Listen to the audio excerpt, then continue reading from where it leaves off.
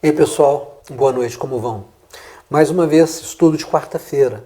E eu quero te convidar a estudar comigo um trecho do Evangelho de Mateus a partir do capítulo número 2, verso número 1. Podemos ler? A palavra de Deus diz assim: E tendo nascido Jesus em Belém da Judéia, no tempo do rei Herodes, eis que uns magos vieram do Oriente a Jerusalém e perguntaram: Onde está aquele que é nascido rei dos judeus? Porque vimos a sua estrela no Oriente e viemos adorá-lo. E o rei Herodes, ouvindo isto, perturbou-se, e toda Jerusalém com ele. E congregados todos os príncipes dos sacerdotes e os escribas do povo, perguntou-lhes onde havia de nascer o Cristo. E eles lhe disseram: Em Belém da Judéia, porque assim está escrito pelo profeta: E tu, Belém, terra de Judá, de modo nenhum és a menor entre as capitais de Judá, porque de ti sairá o guia que há de apacentar o meu povo de Israel. Amém. Essa história é uma história que é bem conhecida de todos aqueles que se convertem, porque fala do nascimento de Jesus e da obstrução que o poder político da época impôs ao crescimento de Jesus, que teria nascido ali por perto do palácio do rei Herodes. Herodes, você sabe, depois de um tempo percebendo que aqueles magos não voltariam trazendo a notícia de onde encontrar o menino, a fim de que pudesse matar o menino, manda matar todos os meninos e meninas de 2 anos para baixo.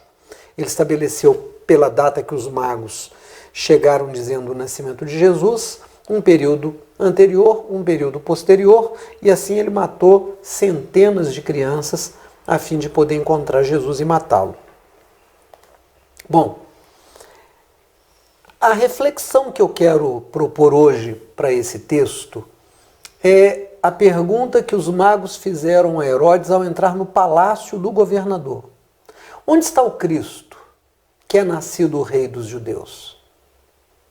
Porque nós vimos a sua estrela, vimos um sinal no céu. E está escrito que o rei dos judeus, então, a partir desse sinal, teria nascido. Ele está aqui? Onde é que ele está? No palácio? Essa é a reflexão. Onde nós podemos encontrar o Cristo da Bíblia? Onde nós podemos encontrar o Cristo da palavra de Deus? Nos palácios? O Messias está no palácio? O Messias evangélico pode ser encontrado num palácio? Num palácio nas montanhas? Num planalto? Na planície? O Messias de Deus não fica em palácio no planalto. Não fica em palácio construído pela mão dos homens. Onde é que ele foi encontrado? Ele foi encontrado onde as pessoas mais pobres estariam. Ele nasceu e foi colocado numa manjedoura, num coxo que serviu de berço. Um coxo, o lugar onde os animais vinham comer, onde se colocava capim para que os animais comessem. Ele cresce e tem as suas mãos calejadas, aprendendo a entalhar a madeira, a bater o martelo no prego, a encaixar a madeira, a fazer móveis. Ele cresce ajudando seu pai, sua mãe. Ele se torna o Messias de um povo que não tinha palácios. E é tão interessante porque esse texto diz para nós que Herodes fica perturbado, sendo ele governador, ao saber que nasceu o rei dos judeus. Ele chama os principais dos sacerdotes, os príncipes dos sacerdotes, os mais cultos, os mais entendidos nas escrituras, os mais santos aos olhos dos homens e deles mesmos. Chama os principais escribas do povo, aqueles que transcreviam, escribas, faziam cópias das Escrituras para que fossem lidas ao povo. E eles não sabiam do nascimento do rei dos judeus, porque eles também queriam viver no palácio de Herodes. Líderes religiosos, de uma forma geral, eles são tentados a deixar o seu povo e vir morar nos palácios. O diabo tentou isso com Jesus. Você se lembra daquela tentação de Jesus no deserto, depois de 40 dias e 40 noites, em que o diabo mostra a ele todas as riquezas dos reinos dos homens e diz assim: olha, tudo isso é meu, eu dou a quem eu quiser. Se você se ajoelhar diante de mim e me adorar, eu te entrego tudo isso de mão beijada. O diabo continua fazendo isso.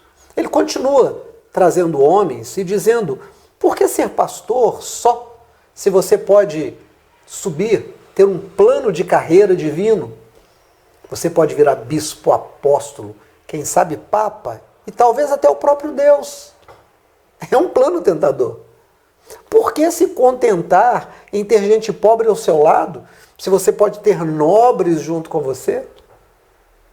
Por que ostentar um sorriso onde um dente não é tão bonito como o outro, quando você pode fazer um tratamento de centenas de milhares de reais e ter um sorriso muito bonito? Os líderes religiosos são convocados pelo poder do mundo a morar dentro dos seus castelos. Mas o rei dos judeus não pode ser encontrado dentro dos castelos e dos palácios, nas alturas nem nas planícies, nem nos vales nem nos planaltos. Sabe onde que Jesus era encontrado? A mãe de Jesus, quando o procura com 12 anos, o encontra discutindo, no bom sentido, fazendo entender e buscando entendimento entre as pessoas no templo. Ele era encontrado no meio dos pobres, das prostitutas, dos leprosos, daqueles que deviam, daqueles que não tinham ninguém por eles. Sabe por que Jesus curou? Porque não havia medicamento, não havia médico, não havia vacina para o povo. Sabe por que Jesus multiplicou pão e peixe? Porque pão e peixe, pão seco, o pão hebreu é uma massa de farinha com água, colocada numa pedra esquentada em cima de uma fogueira e aquela coisa seca e vira uma casca. Não é esse pão bonitinho que a gente come hoje macinho, não. E o peixe seco era queimado pelo vento e pelo sol para durar mais. Eles comiam aquilo porque aquilo era comida de pobre. Nos castelos ninguém comia peixe seco e pão hebreu. Se comiam manjares. Jesus multiplicou pernil de carneiro? Jesus multiplicou filé de tilápia? Mousse de limão?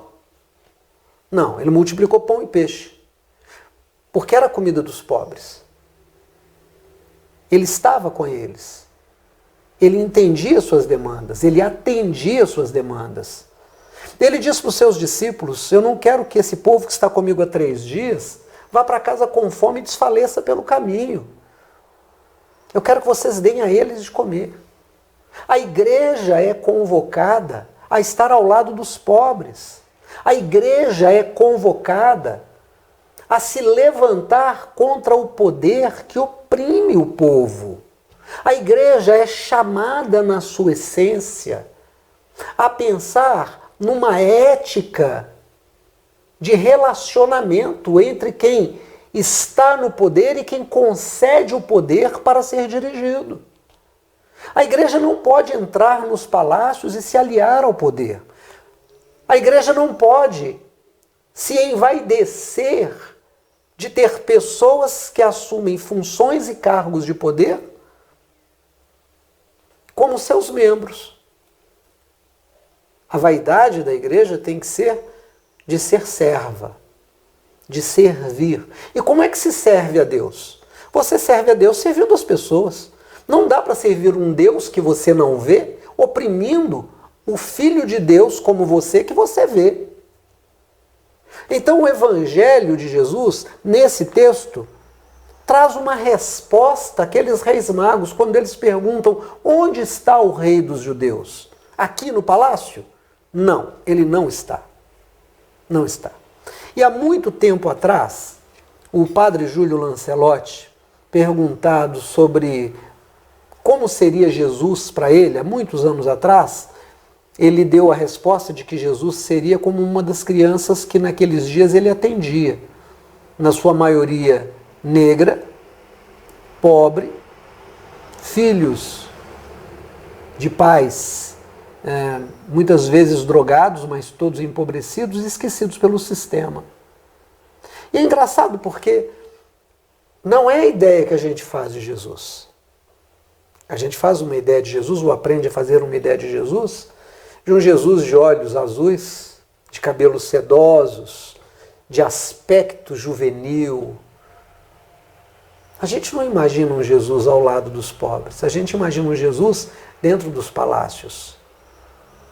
De uma forma muito infantil, imaginamos que honrar Jesus é envaidecê-lo com palavras de adoração.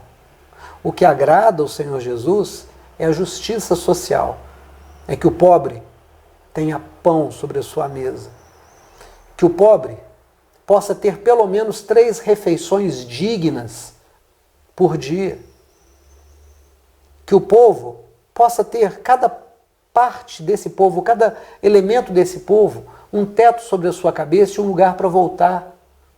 Que todos tenham acesso à educação e a possibilidade de melhorar na vida.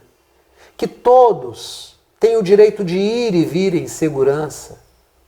Que todos tenham acesso a uma justiça justa, não parcial. É de ficar muito triste quando nesse dia a gente descobre que o número de mortos mais uma vez ultrapassou todos os limites que até então a gente imaginava. Que o número de infectados é enorme.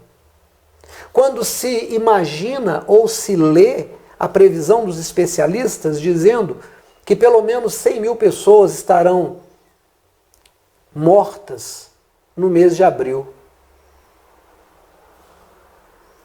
É difícil ouvir essas previsões dos especialistas, constatar esses números e perceber que não há quem de verdade pense nos pobres.